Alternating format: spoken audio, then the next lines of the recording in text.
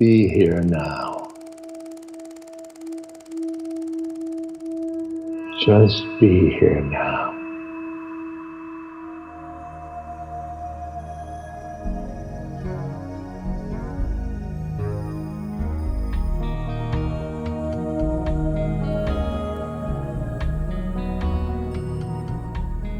Welcome to the Joseph Goldstein Insight Hour.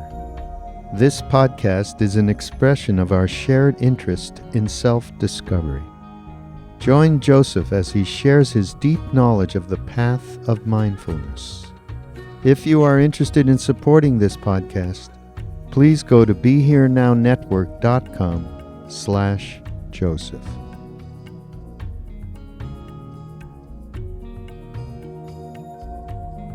So one of the challenges we face as lay practitioners living in the world is how we can integrate the Buddhist teachings of liberation, the Buddhist teachings on enlightenment, into the busyness of our lives in the world.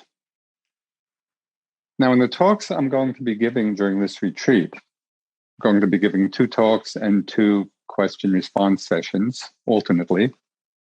And during this retreat, I'm going to be doing something a little different because in the talks that I'll be giving, I want to dive into the deep end of things.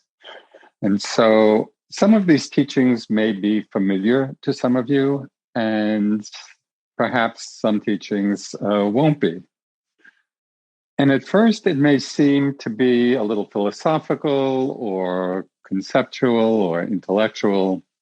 But if you hang in there through the talks and through the question sessions, you'll see that these teachings have a tremendously practical application and implication in our lives.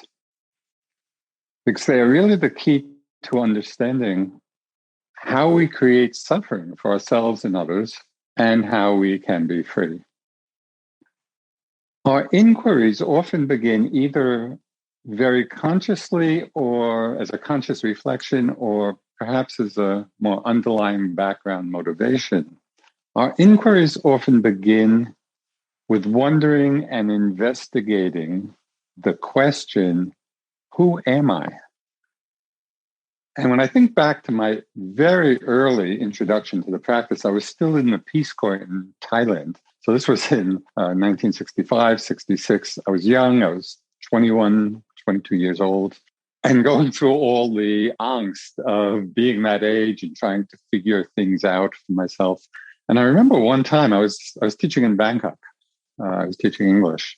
And I remember one time I was in my room just looking at the mirror and looking at myself in the mirror and just this question, wondering who is behind what I'm seeing, right? Who am I behind all the, turmoil of the thoughts and emotions?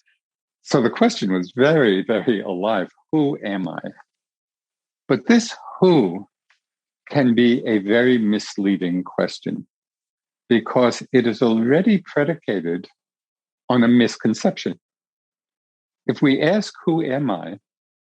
It is already predicated on the belief in some self at the center of it all. At the center of this conventional world. Who am I? We're positing this mysterious being, at the center of things. Of course, it's important to say that in our ordinary ways of communication, this question of, the who is completely appropriate. If we ask who's coming for dinner, we don't want a particularly long philosophical analysis of what we mean by who. But from a Dharma perspective, when not rightly understood, this imaginary who, this view of the self, is the source of much of the suffering in our lives. So just a little teaching about this. There was a writer by the name of Wei Wu Wei.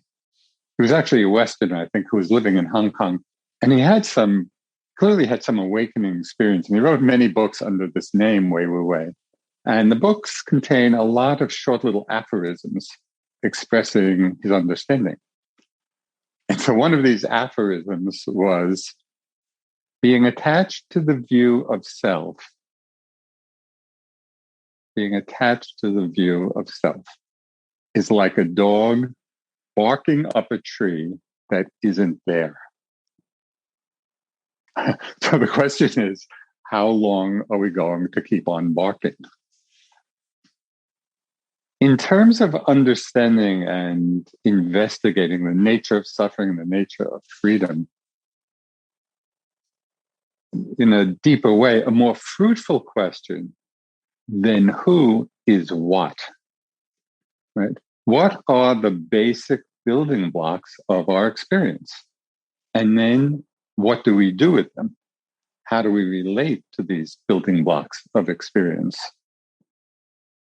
And again, just as a side note, even though during these talks I'm going to be using the pronouns of I and you and me and we and they, keep in mind that the use of these pronouns is just a convenient way of communication, not that it reflects some essential who behind it all. Okay, so what is the what? What am I? Right? What is the what? The Buddha laid out some very simple ways of understanding these basic elements of all of our experience. And then he talked about how we relate to these building blocks. And this, of course, involves a little bit more complexity. You know, how do we relate to the basic building blocks of experience that then go on to construct our lived reality? There's one short discourse that the Buddha gave, which is so simple and so radically profound. The name of the discourse is called The All. And in it, the Buddha describes in 6 short phrases the all, the totality of our experience. So what is the all?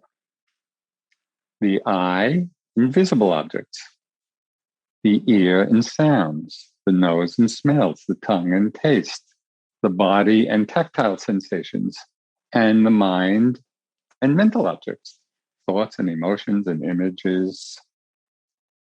So these are basically the 6 sense bases and their respective objects. So this is not hard to understand or relate to. You know, so far so good. Moment after moment, what we're experiencing are either moments of seeing, hearing, smelling, tasting, touching, or thinking and feeling. So in a way, we could think of ourselves and our lives as a 6-piece chamber orchestra playing the music of our lives. Because it's only these 6 things that are ever happening. And I find this particularly interesting to reflect on when, you know, I or we may be caught up in the complexity and confusion, you know, of our lives. Just to reflect for a moment, it's only 6 things that are happening. Seeing, hearing, smelling, tasting, touching, thinking, and feeling. This is what's going on.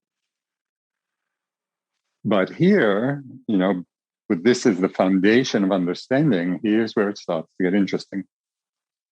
Because how we're relating to these 6 basic building blocks, how we relate to them become also part of the unfolding of our lives.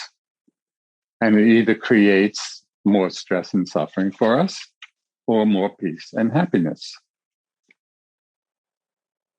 So what do we construct out of these fundamental elements, these fundamental building blocks of experience? What do we construct out of them, and how does it all happen? So here we're getting into now the meat of the talk. The Buddha talked of three powerful tendencies in the mind. And in the Pali language, which is the language, in ancient India in which the teachings have been preserved, in the Pali language, these proliferating tendencies are called Papanca. And they build our experience of the world. These Papanca, these proliferating tendencies, build our experience of the world based on the mistaken view of self. Right? So these very deeply rooted tendencies in the mind are constructing our lived experience based on a mistaken idea. And that's the cause of, again, in the Pali language, what is called dukkha, or the suffering, the confusion, the unsatisfactory nature of our lives. So we want to explore exactly how all this is happening. So the forces, these proliferating tendencies, and they're deeply conditioned within us, deeply habituated. These three forces are the tendencies of craving, of conceit, and wrong view. And I'm going to talk about each of these in some more detail and how they operate in our lives. So craving is something that I think most of us are easily familiar with. It's wanting or a desire or a thirst for something. What's interesting is that craving is rooted in the sense of things being mine or belonging to me. We want things so that they can belong to me, so that they become mine. And that's what we crave. So I'll just give you a very simple example of this kind of craving based on mine or belonging to me. This is something that happened years ago on a retreat. I was at the Forest Refuge here at IMS doing my own retreat. And we all probably have established certain routines, when we go on retreat. So one of my things on retreat, I have a favorite retreat sweatshirt. It's really comfy. So every retreat I'm on, I wear this sweatshirt. So I was doing walking meditation, and I felt like I was quite deep in my practice. And as I was walking, I was reflecting on the Four Noble Truths and how craving is the cause of suffering, which is the second noble truth. And I thought to myself, Joseph, well, if craving is the source of suffering, just stop craving.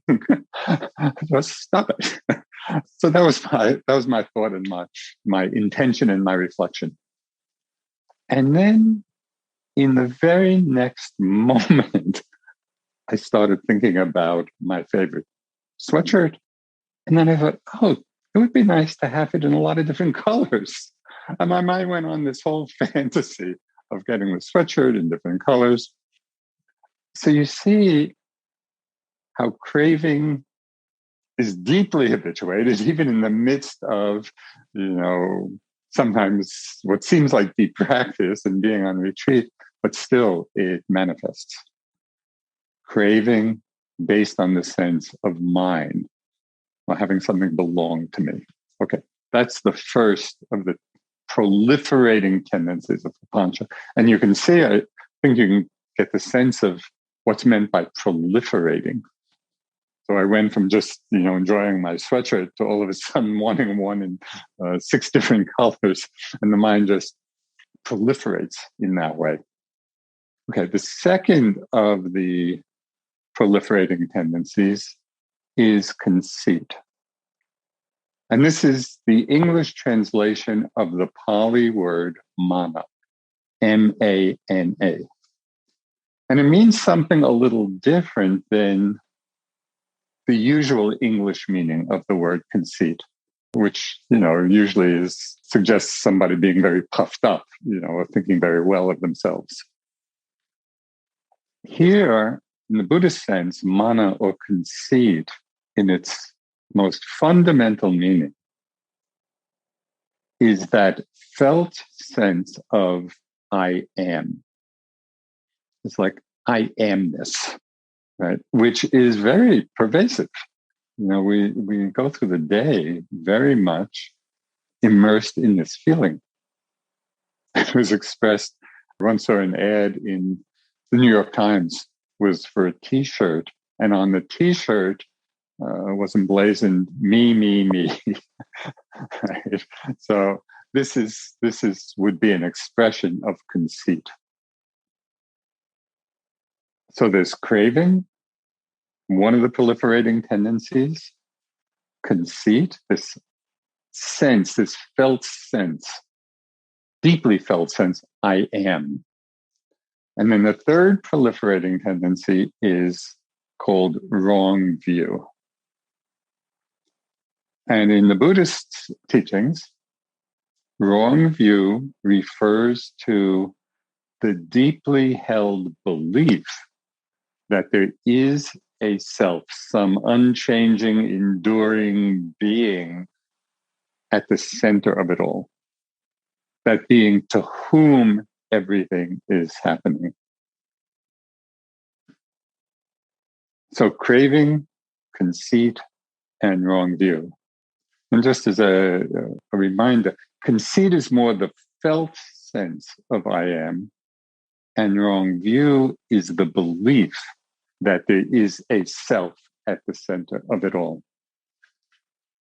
And in the teachings, these three tendencies are usually expressed as this is mine, which is based on craving. This I am, which is based in conceit. And this is myself, which is based in wrong view. Right? So this is mine, this I am, this is myself. These are the three expressions of Papanca. So it would be helpful in understanding the practical application of all this to distinguish these tendencies one from the other and to begin to get some sense about how they are functioning or how they're manifesting in our lives. Because these are the different ways we construct and strengthen the sense of self in our lives. And the clearer we are about them, the easier it is to see and disentangle from them. But just to give you a sense of how important this is, on our path of practice and liberation, I want to read just a short teaching from Dilgo Khyentse Rinpoche, who was one of the great Tibetan meditation masters of the last century. So this is what he said. The idea of an enduring self has kept you wandering helplessly in samsara, in this round of existence, for countless past lifetimes. It is the very thing now, the idea of an enduring sense of self. It is this very thing now that now prevents you from liberating yourself and others from conditioned existence. If you could simply let go of that one thought of I, you would find it easy to be free and to free others too. So I hope you get a sense of just how crucial, unpacking this notion of self and the different ways it manifests through the Papanca, through the proliferating tendencies, in our aspiration to be free, to both free ourselves and to help free others. So we can see how each of these three tendencies, how they work and how they're differentiated in some very ordinary experiences in our lives. So I hope it will help to clarify the meaning of each of these tendencies. So for example, how do we relate to the body? Right here, we can begin to see the difference between craving, this is mine, and conceit, this I am. Because in considering the body, for example, we probably wouldn't say, I am the leg, or the leg is me. But we would probably commonly refer to it as my leg, as if it belongs to this imaginary me. So the leg is mine. The leg belongs to me. And so that then entails, whatever craving or desires we have about the leg being this way or that way. As we extend this to how we relate to the whole body, it gets a little interesting because at first, it's possible we might think, or say, well, I am the body. But certainly as we age, we have a very different experience of it.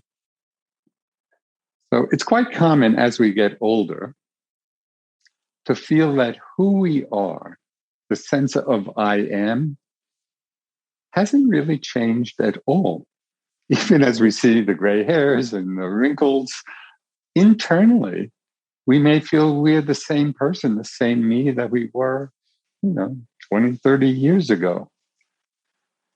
And so when we see the body age so visibly, and even feel the effects of aging, we might often wonder, well, how did this happen? It seems so strange because internally, we may not feel that we've aged at all. So again, it's more likely to see the body in this, with this perspective as belonging to me rather than it being who I am. Now, particularly with the sense of the body being mine, the body belonging to me, it's so clear how many desires and cravings arise from that sense. My body, and all the craving and desire that arises. We wanting the body to be and to look a certain way.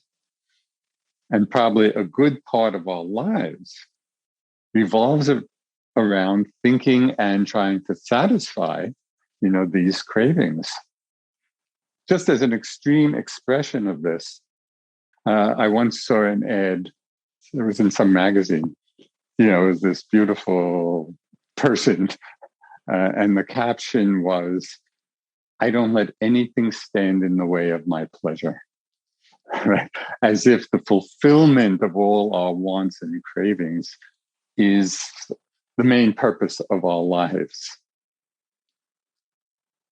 It would be interesting just to notice and to reflect how central this motivation is in our own lives, even if it is expressed a little more subtly. How much of our lives do we spend in trying to fulfill the desires and cravings related to my body? Now, here there's another really interesting discernment that we can begin to investigate in our lives, because it actually can save us a lot of stress.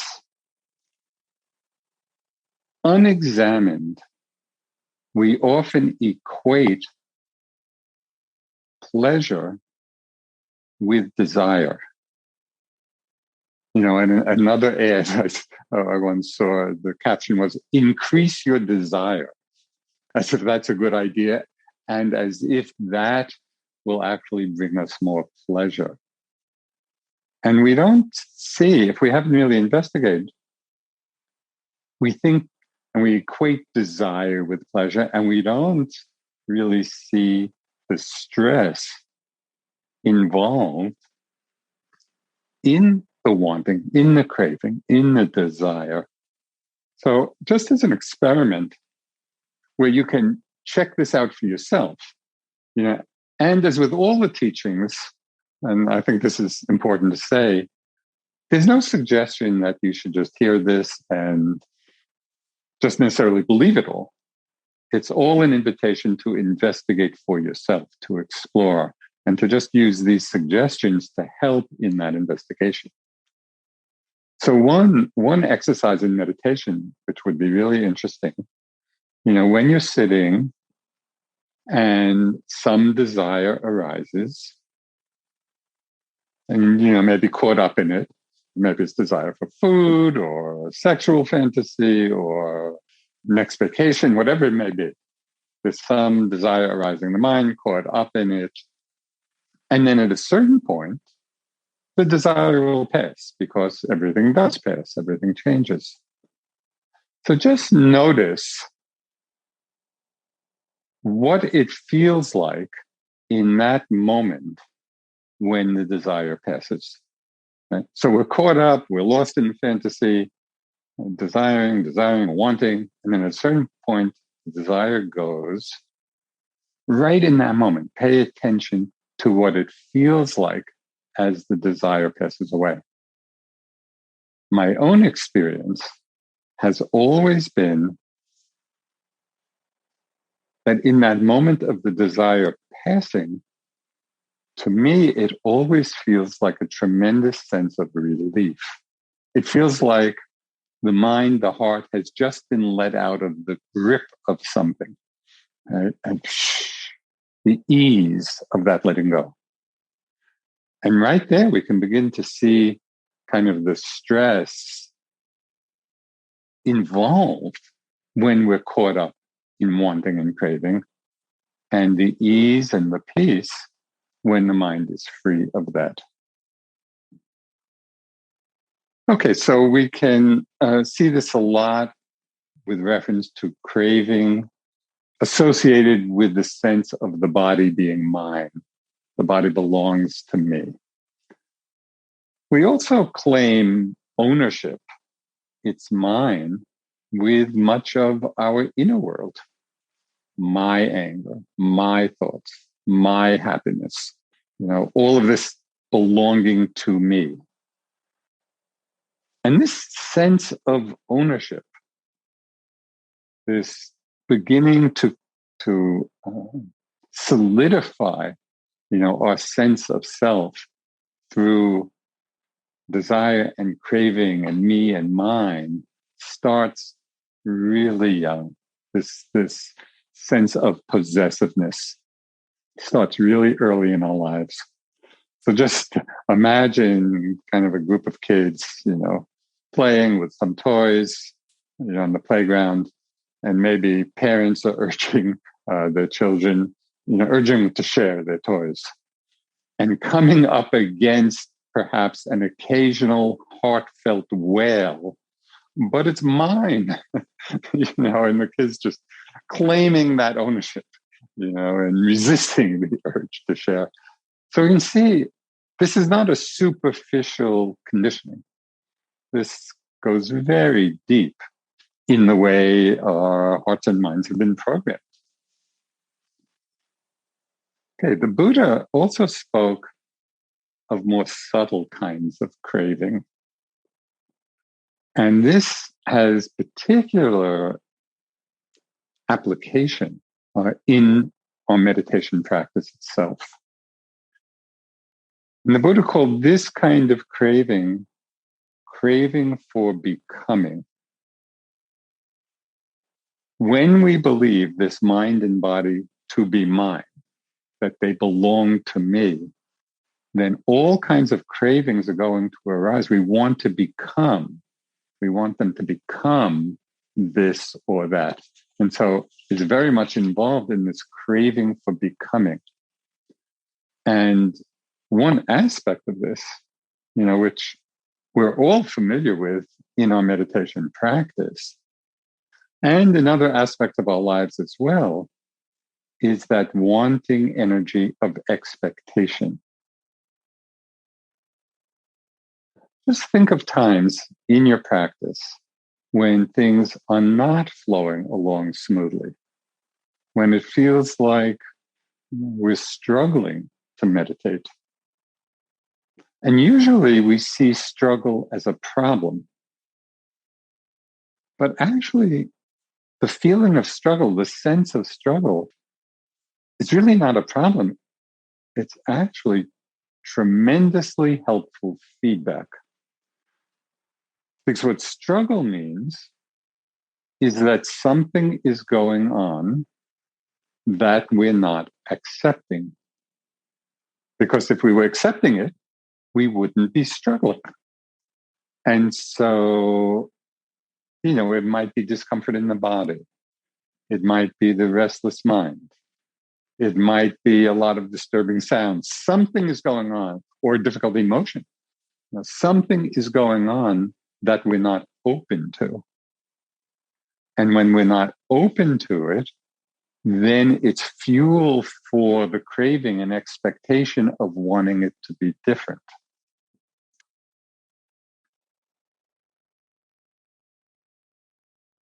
So we want to take this time of expectation, really investigate the struggle that may be fueling it, and seeing that that feeling of struggle is actually good feedback, reminding us, okay, what am I not accepting? Right? Can I open to that? And then seeing how the non-acceptance is just fueling all kinds of expectations.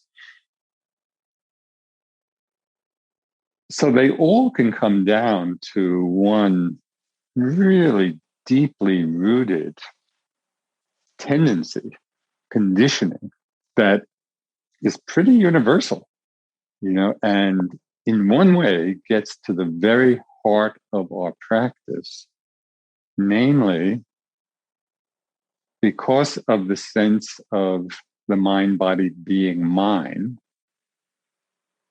we want what's pleasant and we don't want what's unpleasant. So this is how most people live it, and also would feel, well, this is quite natural. Of course, we want what's pleasant and want to avoid what's unpleasant. But for those on the path, I'm really investigating, trying to explore in a deeper way, what are the causes of suffering in our lives and what's the possibility really for peace and for ease and for freedom.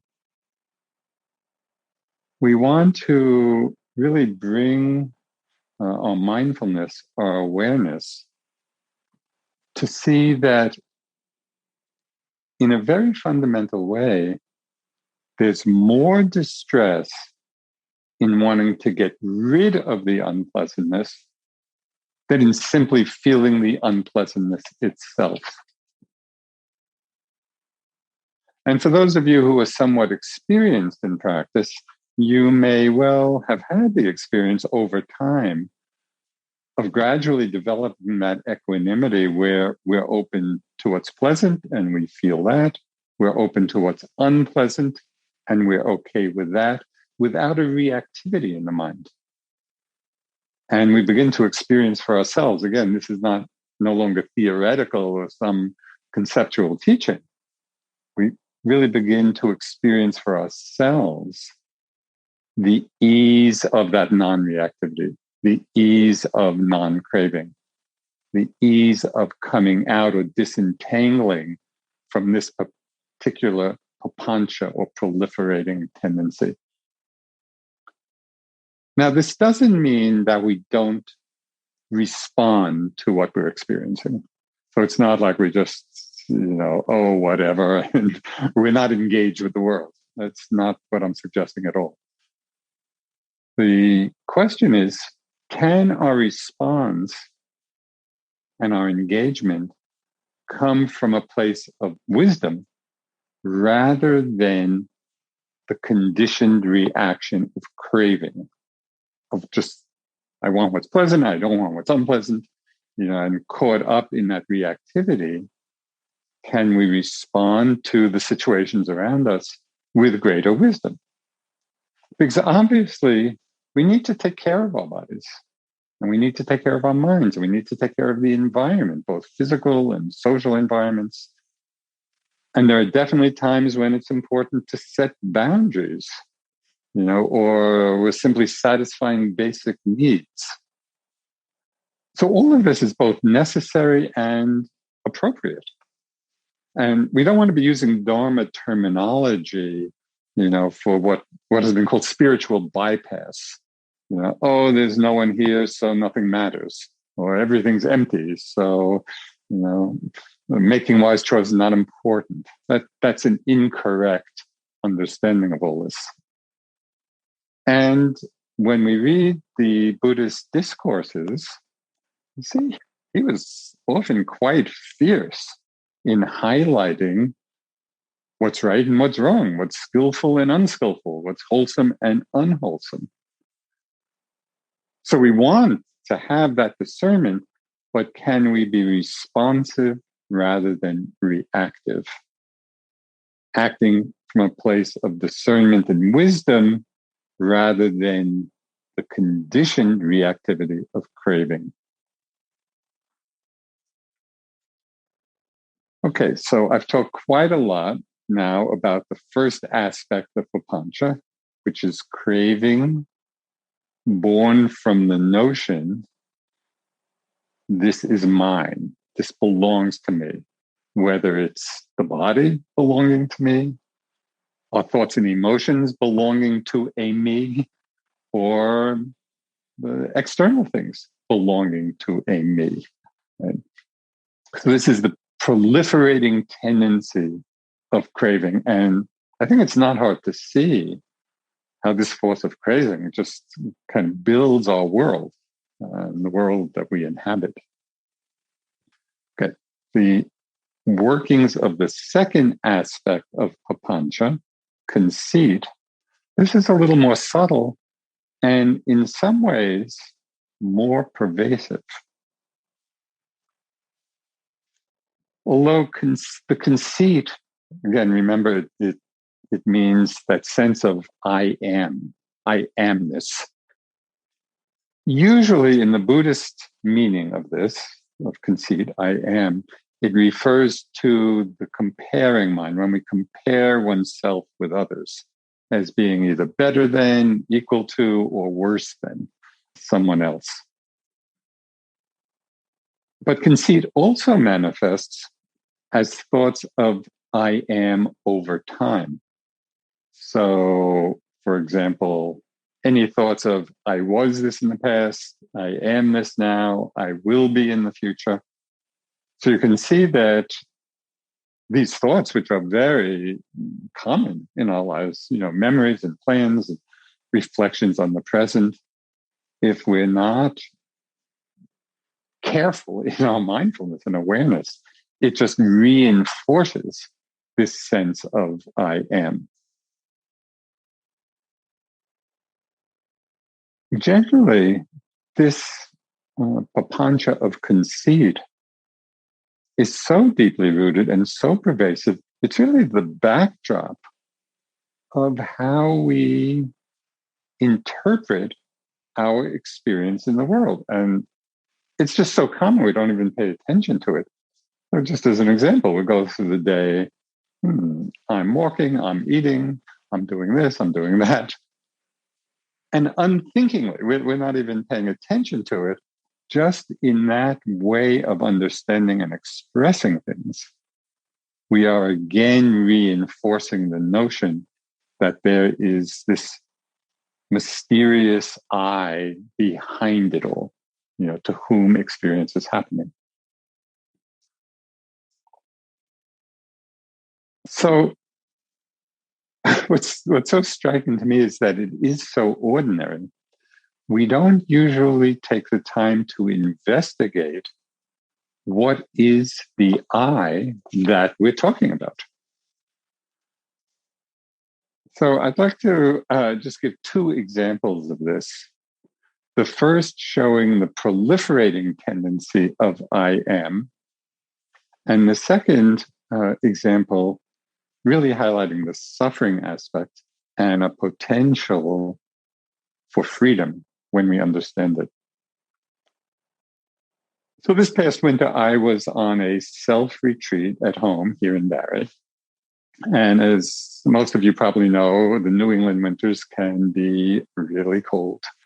So I was doing walking meditation outside, and it was freezing. It was like a burning, icy wind, and my face was burning. It was really unpleasant. And the way I started just thinking about it, again, quite subliminally, oh, I'm really cold. I'm really cold.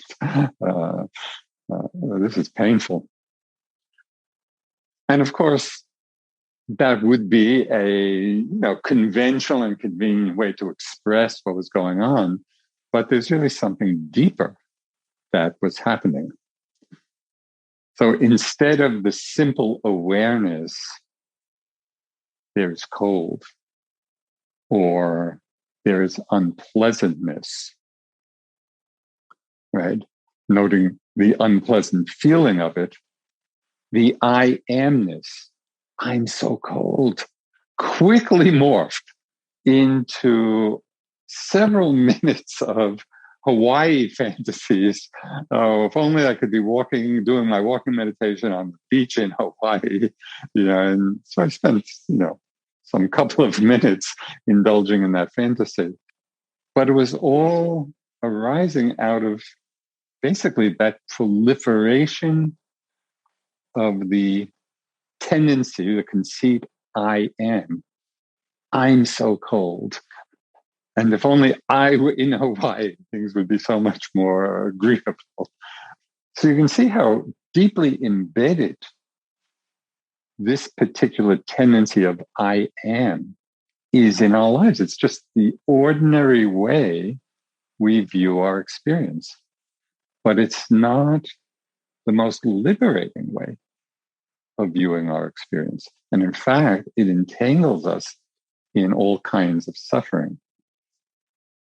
So the other example, and perhaps even more impactful than a few minutes of Hawaii fantasy, is how the conceit, this tendency, this papanca of conceit, I am, has to do with self-judgment and self-criticism. Now, in teaching, for so many years now, over 50 years, and hearing, so many meditators come in and describe their experience, it's striking. And I see in my own experience in life, just how striking the depth of the conditioning of the pattern of self-judgment is, and it's a lot of suffering, for us. So I had a revealing experience of this on my last retreat, which reinforced something I had observed before, but it really stood out. It was highlighted in this one particular example. So I was on retreat doing quite intensive practice. And then one day, I don't even remember exactly the details, but I just frittered away some time. I don't know. I spent an hour or so I don't even remember what I was doing, but it wasn't meditating, and it wasn't even being particularly aware. And then at a certain point, I became aware of this, and I saw my mind become quite self-judgmental, of, oh, you wasted all this time, and such a terrible yogi, and just going on and on and on. But I wasn't feeling good. It really created a down mood in myself, this self-judgment and self-criticism.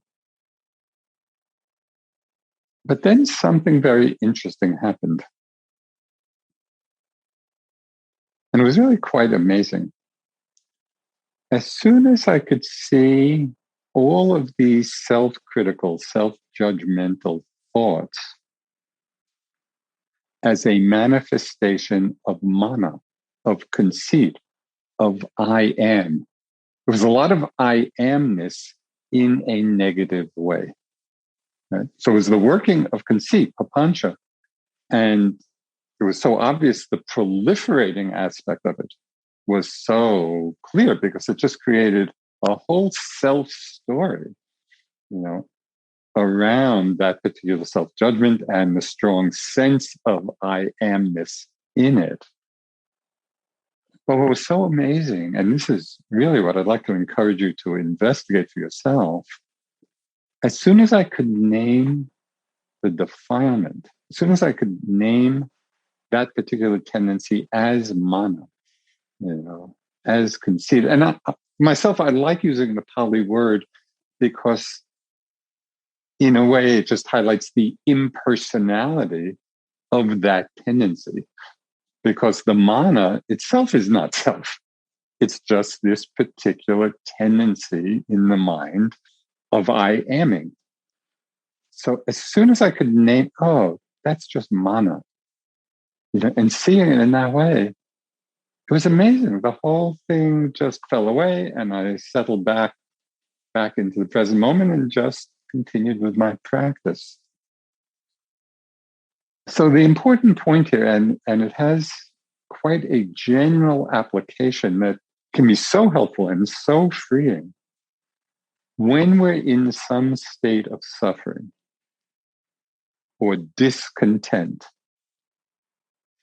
if we can see the particular defilement in the mind that's causing the suffering, it might be conceit, it might be craving, it might be aversion, whatever it is, whatever unwholesome tendency in the mind, if we can actually name that particular mind state, and see it, it extricates us from identification with the whole story. It frees us from that whole web of proliferation, because we're just seeing the root cause underneath the proliferation. Oh, this is just mana. That's all it is. And again, in that moment, no longer caught in the story, back in a place of ease. This is often represented in the Buddhist texts, where some of you are probably familiar just with the figure of Mara, this is not mana, this is Mara as kind of the embodiment of ignorance, and very often manifest, as some being coming to test the Buddha or the great disciples, with some temptation or other, and they will say, "Oh, Mara, I see you." And in the moment of saying, "Mara, I see you," Mara disappears. So this is the same thing. We can apply that very same energy to our own experience of difficulty or suffering if we can connect with the particular mind state that's causing the suffering. Because that's what takes us out of the story, the proliferation of I am. It's so interesting. When we focus on the content and the story that arises in these situations, it's just so seductive, because we're the star of the show. There's that sense of I, and it could be a farce, it could be a tragedy, but that's what makes it seductive.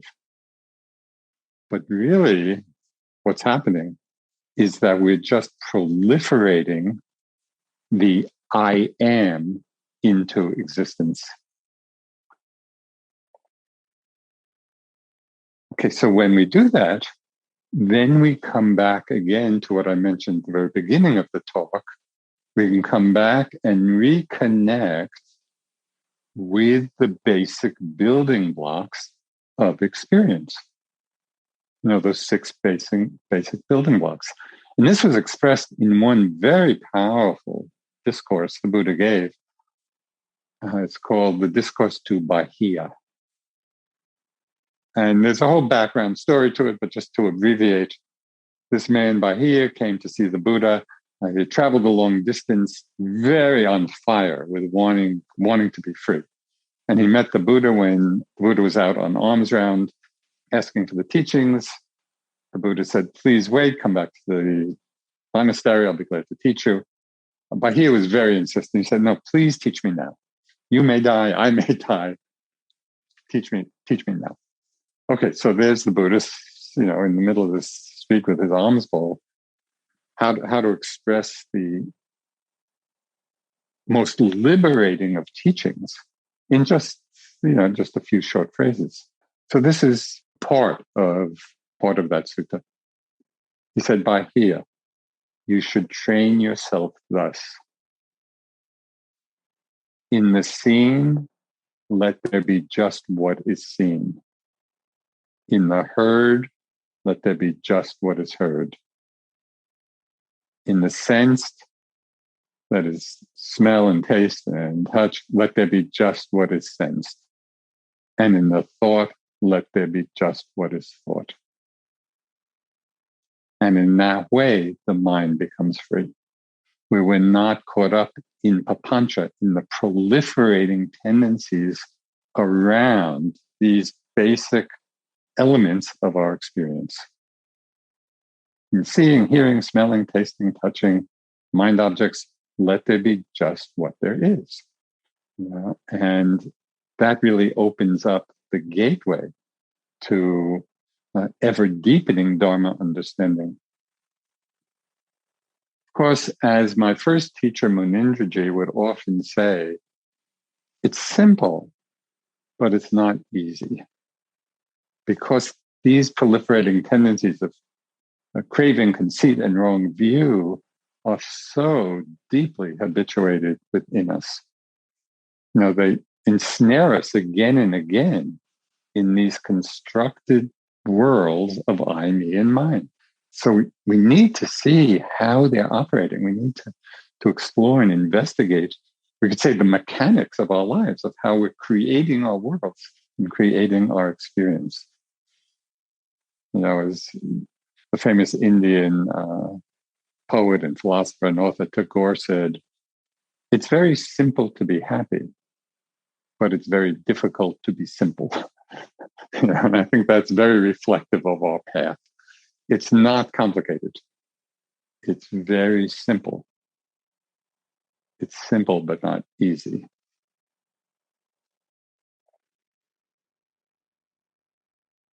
So one of the most common manifestations of conceit, which I mentioned earlier, is the comparing mind, where we evaluate ourselves in relationship to some other person or to some idealized presentation of someone.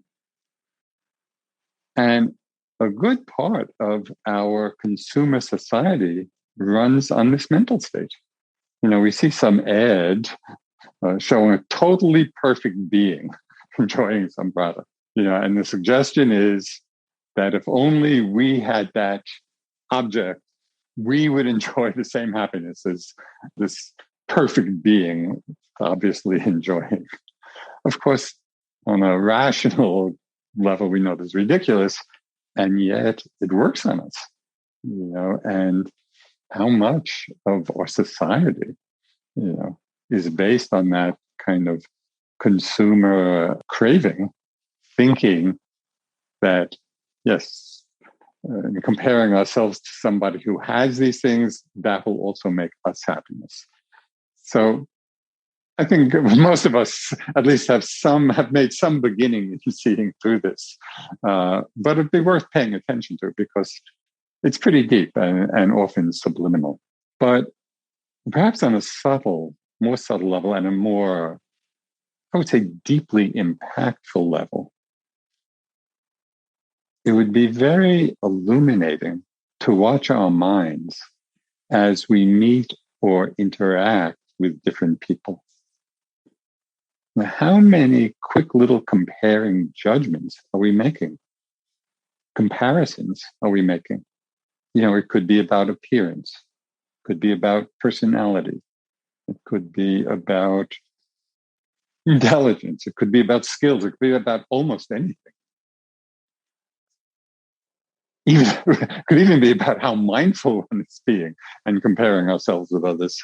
And there's this strong tendency to evaluate ourselves based on this comparison.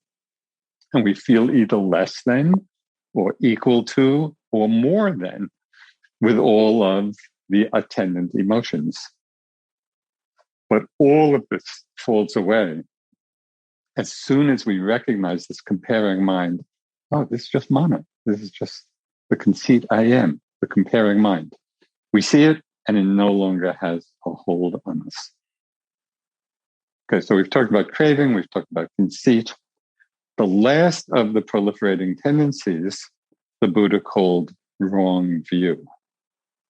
And as I mentioned, this is the deeply conditioned belief that there is a self, meaning some core, unchanging, underlying being that is the who of who am I.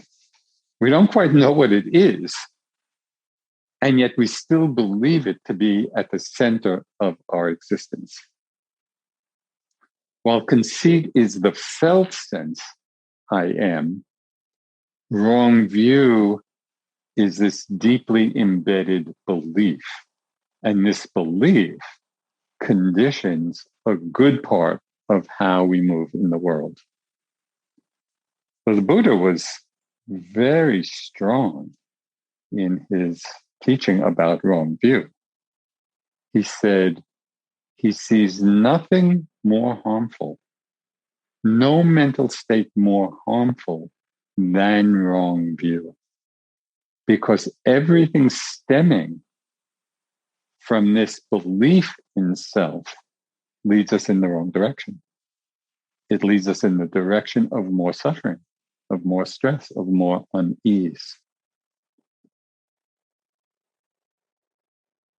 So this has been a lot. Hopefully you've gotten some sense of how these three aspects of Papanca, and Papanca again means proliferating tendencies of mind. So it's not just that they're unskillful in themselves. They have the power to proliferate. Somebody once called them the imperialistic qualities of the mind. They try to take everything over. So hopefully we've gotten some sense of how these three different aspects are manifesting and working in our lives. You know, the aspects of this is mine, this I am, this is myself. So one big question remains, and that is, given the great conditioning power of Papanca, these proliferating tendencies that construct and reconstruct our lived experience out of the basic building blocks, the simple building blocks of our experience, what is the remedy? How do we free ourselves? And that will be the topic of the next talk.